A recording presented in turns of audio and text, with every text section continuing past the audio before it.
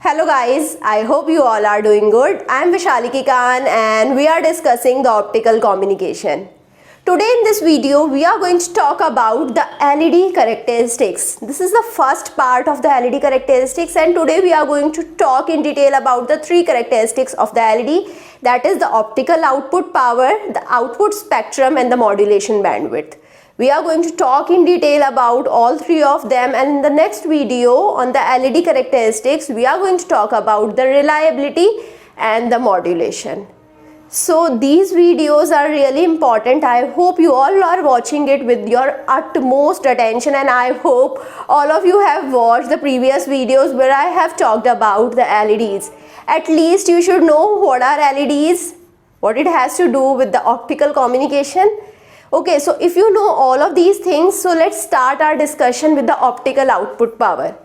So we are going to see what is optical output power, how it is dependent upon the various parameters like the temperature, how to control it. We want highest power, right?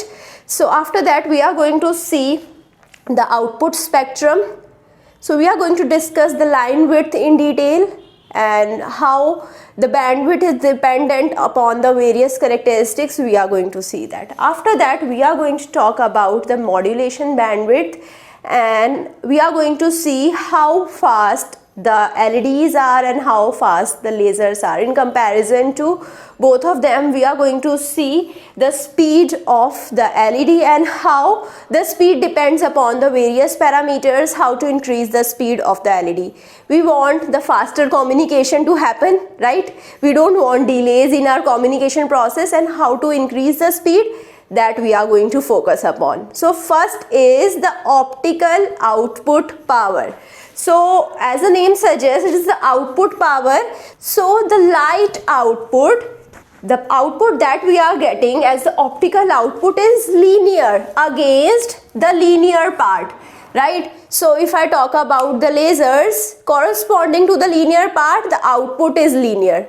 But when I talk about the LEDs are significantly more linear than the lasers. So whenever I have any type of communication, analog transmission system which has the constraints on the linearity, then LEDs would be preferred because these are more linear. So if I draw the graph of current versus power, you can see it is a linear graph, right? So LEDs are linear in comparison to the lasers. So I hope you understood this thing. Now if I talk about LED only, so the output of the LED, the output power of the LED is linear. LED is not a linear device, that I hope you all know that, right? So the output power of the LED has significant non-linearities as well. And when I am talking about a transmission system which has the constraints on the linearity, so in that scenario I don't want the device which is having the non-linear output power. So when I have the non-linear output power, I want to reduce the non-linearity, I want to increase the linearity, and I can do it. How I can do it? With the help of linearization techniques. The first linearization technique is pre-distortion linearization, and the second is negative feedback, right? So if I have highly linear output power, I can use this output power in a lot of optical communication applications very easily, right? So let's talk about the temperature. So how the output power depends upon the temperature. So when I am increasing the temperature, the internal quantum efficiency of the device is going to decrease. So efficiency is inversely proportional to temperature in LED as well as lasers. So I want to decrease the temperature. I want to work at a lower temperature so that efficiency would be high. In the laser, the dependence of efficiency on the temperature is very high, so the heat sink would be very efficiently used over there. But in LEDs, we can use some normal heat sink method to increase the efficiency by increasing the temperature, right?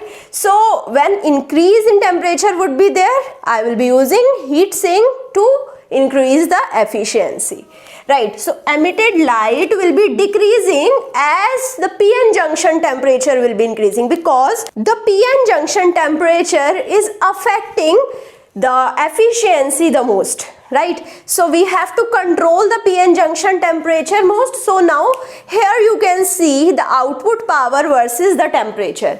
So now this is my surface emitter LED. So this is my edge emitter LED. So you can see the surface emitter LED is having lesser decrease in the efficiency or the output power as compared to the edge emitter LED. So I can say edge emitter LED is greater dependent on the temperature fluctuation or increase in temperature. So if I have edge emitter LED, what I can say increase in temperature is going to affect its efficiency more.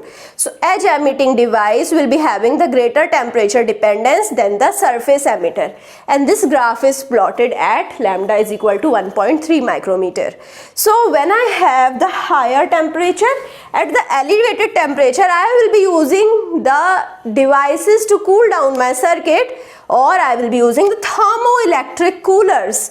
The lasers, I already told you, we require a significant amount of the heat sinks, right? Now coming to the resonant cavity LED. So we are going to see how at the different temperatures, at the 15 degrees Celsius and the 75 degrees Celsius, how the resonant cavity LED is going to have different efficiencies. Efficiency is going to significantly decrease if I increase the temperature from 15 to 75 degrees Celsius. So when I have 15 degrees Celsius, 200 micrometer long optical fiber, lambda is 0.66 micrometer, so efficiency is 2.8%. When I increase the temperature, I take all of the parameters same, efficiency is decreased to 1%. From nearly 3%, it is decreasing up to 1%. So this is a very significant effect of the temperature on the efficiency of the LED. So now coming to the output spectrum, right? So the output spectrum is denoted by the line width, right? We want lesser line width so that the power is concentrated in a lesser area, right? So if I have 0.8 to 0.9 micrometer lambda, the line width is 25 to 40 nanometer.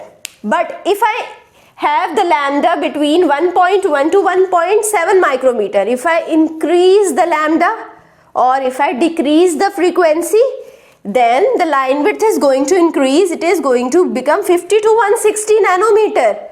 So you can directly see that the line width is related to the lambda as well as frequency. If I increase the lambda, line width is going to increase. It has a significant impact on the line width. Now if I increase the temperature, so what is the effect of increasing the temperature over here? So now the increase in temperature is going to broaden out the output spectra. So what is the rate? It is at 0.1 to 0.3 nanometer per degree Celsius.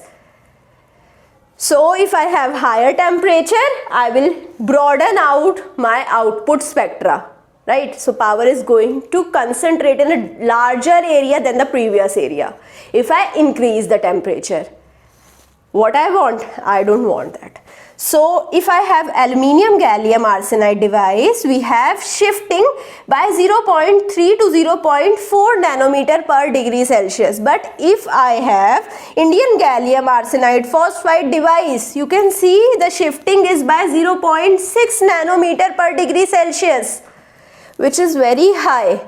So if I have Indium gallium arsenide phosphide device, the use of the thermoelectric coolers or the heat sinks becomes very evident, right? It becomes very necessary that I have to use the coolers or the sinks. Now when I increase the doping, line width is going to increase. So doping is also having the direct proportional relationship with the line width. So now if I have ELED, E-LED is having the narrower line width, and it is present over here. You can see E-LED is having 75 micrometer line width, whereas S-LED is broader. It is having 125 micrometer line width. So because it is having the stimulated gain, and this is the reason the E-LED is having the lesser line width. I hope you understood that. So now I told you, if I increase the doping, the line width is going to increase. So you can see this is my lightly doped and this is my highly doped. So you can see I can make it like that. So this is having more line width and this is having lesser line width. So this is my higher doping. I am representing doping with D. So now here you can see the output power with different temperature. So this is output power at 0 degree, this is at 30 degree, this is at 60 degree. So as I am increasing the temperature, the line width is going to increase. So now coming to the modulation bandwidth. What is modulation bandwidth? So I know what is bandwidth. The frequency spectra occupied by the output is the bandwidth. That I know. Now we have two types of modulation bandwidth, the electrical signal bandwidth and the optical signal bandwidth. So the bandwidth is calculated when the power is becoming 1/2 or the power is half. So when the output power is half, I am calculating the bandwidth. Now which power? The optical power or the electrical power? So when I talk about the optical power, I will be taking the power is equal to 1/2, and here I will be taking the intensity versus frequency graph. We are going to see the range of frequency for which intensity output light intensity becomes 0.5. So this is the bandwidth. That is my optical bandwidth. Now what is electrical bandwidth? Electrical bandwidth would be maximum power is divided by √2, so I will be getting 0.707 over here. So the electrical bandwidth is calculated when the intensity becomes 0.707 times of its maximum value, and this is my optical bandwidth and this is my electrical bandwidth. So you can see optical bandwidth is greater than the electrical bandwidth. From the diagram you can see that it is evident. So modulation bandwidth is a frequency range between the 0 and high frequency 3 dB point. So now from where this 3 dB came? So if I am taking the 1/√2 value, because in general computation I am not dealing with the optical bandwidth, I am dealing with the electrical signal, I am dealing with the electrical bandwidth. So 1/√2, if I calculate it in the terms of log, it becomes 3 dB, right? So I have already told you how we can convert the signal from any part to its dB equivalent. So now when I have 1/√2, if I convert it into dB, it becomes 3 dB point. So here if I find out the range of frequency between the 0 to 3 dB point, so this is my 3 dB point. For electrical bandwidth, I have the 3 dB point. So this is my modulation bandwidth. So now coming to the speed. Now the bandwidth is related to the speed. So if I have higher bandwidth, the speed would be high. Yes, we all know that, and we want faster devices. So if I compute it mathematically, so the electrical output power upon the DC output power will be equal to 1/1 plus omega tau square under root. So now here omega is related to the operational frequency and tau is the carrier lifetime. PDC is the DC optical output power that I have already told you. So now the carrier lifetime is a very significant factor which determines the speed of the LED. Right, so the carrier lifetime tau depends upon the surface recombination velocity, right? How much recombination is happening on the surface. Then it depends upon the doping concentration. Then it depends upon the number of injected carriers in the active region. How many injected carriers are present in the active region of the LED, then the thickness of the active region. Right, if I have more thickness of the active region, recombination would be higher.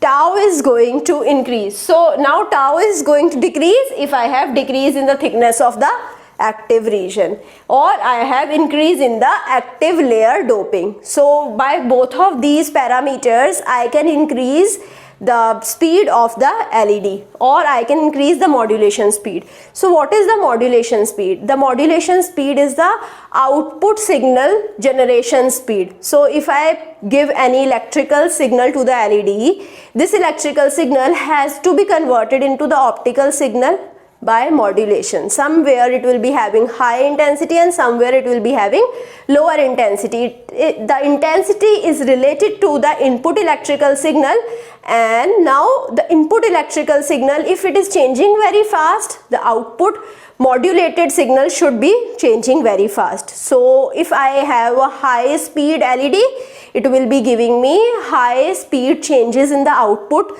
signal, so which is desirable. So now tau is a very crucial factor which is determining the speed of the LED. So now when I have surface emitter LEDs, here I will be having decrease in the external power. How we have decrease in the external power? Because we have highly increase in the non-radiative recombinations. So what I want, whenever I have any LED, I want radiative recombinations to be more. But here in the surface emitter LED, we have non-radiative recombination more, and due to which we have decrease in the external power in the surface emitter LED. On the other hand, the edge emitter LED, it is having the thin, virtually undoped active layer. So in this case, the tau is going to decrease. Right? So when the carrier lifetime is decreased, I will be having the higher speed. So LED is a slower device in comparison to the lasers. So if I want to use LED, I have to change some of its parameters, like the speed is already dependent upon the parasitic capacitance. This thing, the carrier lifetime, we have studied under the parasitic capacitance only. Then we have other factors as well, so I can include all of the factors to increase the speed. So this is one factor, the carrier lifetime, the parasitic capacitance, and the other factor must also be controlled to increase the speed. So here I am concluding my session. In the next video I am going to talk about the reliability and the modulation. I hope you will be joining me soon in the next video, and please give me your feedback, and if you like this video, push the like button, subscribe to the channel, and also do share it with your friends. Thank you so much.